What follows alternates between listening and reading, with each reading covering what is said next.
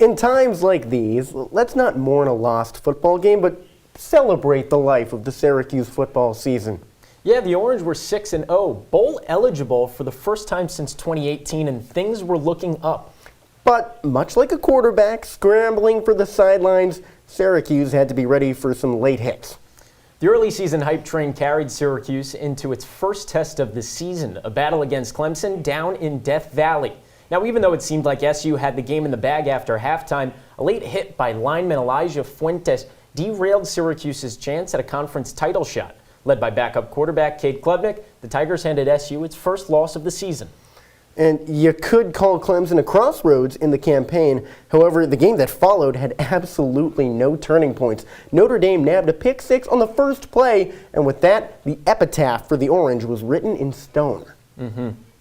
The only thing worse than getting pummeled to death is getting bored to death, and that's what Syracuse did in its next game at Pitt. With second-string quarterback Carlos Del Rio Wilson under center, the Orange looked lifeless from start to finish. For a squad on life support, the final home game could feel like a last stand, but the heart monitor rapidly dropped as the Orange plummeted to a loss of epic proportions. Welcome back to the place to be if you're into games with the final score of 38-3. FSU over Syracuse, easy in the Dome in the Citrus TV studios. Ian Unsworth, you just saw Jesse Cook and Steven Sklar rewinding what has been a pretty dismal stretch for SU football. Let's get into some of the nuts and bolts. Jordan Travis today, excellent. He completed 91% of his passes. Dino Babers called him much improved in his weekly presser, and it showed today. Well, absolutely. That 91% stat is something that I really like, Ian, because that's his best performance ever as far as pass completion, and it's the first time he ever cracked above 90%. Also, what are you going to do? The man had 5 combined touchdowns, passing, rushing, and receiving. I'm a Patriots fan. That Philly special brought back some bad memories, Stephen. Garrett Schrader turned in an abysmal performance. There's no other way of saying it. And as in terms of throwing the ball, he didn't look great, and running the ball also. He just hasn't looked the same since that Notre Dame game when he came out at halftime. Yeah, isn't that the draw of Garrett Schrader, that he's a two-way quarterback? He can run, he can throw, but more importantly, yes, he can run. But he takes 3 sacks in the loss. That's not the Garrett Schrader that started the season. I'm not sure it's the Garrett Schrader that Syracuse fans have ever seen, because he left last season being touted as the main guy. And again, passing percentage under 40% for the second time this season, only the third time he's done that in Orange, one of his worst marks since he played at Mississippi State. It's just a terrible cataclysm of events for Garrett Schrader that has led to this season. Only threw for 65 yards, he took 3 sacks. 6 for 16, his passing line, it's not like he was missing wide open throws. Damian Alford was the only wideout with multiple catches today for the Orange. And this receiver depth has been a problem all year long.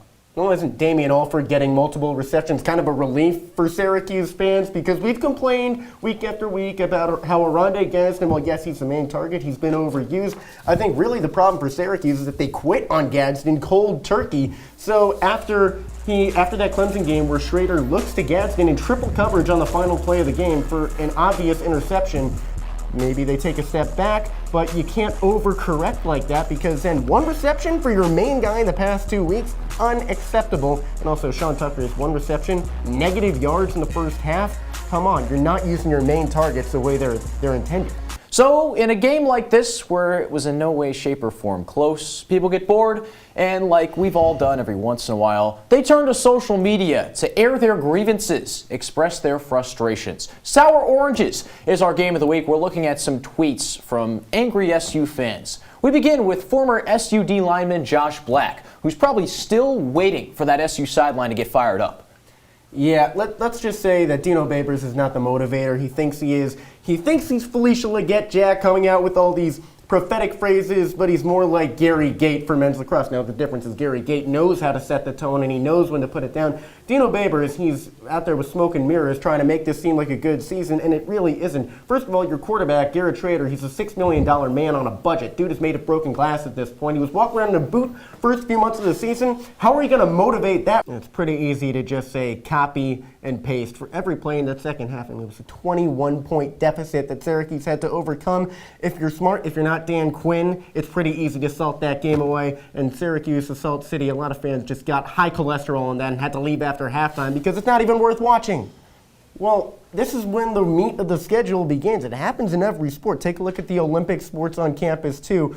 They start out with all these games against, Central New York opponents, Siena, UAlbany, teams that aren't really supposed to put up a challenge. They're just supposed to get hype around the team. Now is when you get into the real teams, you get into the ranked opponents, and the season starts to wind down. This is where you make your money, and if you're Syracuse, you're coming out poor.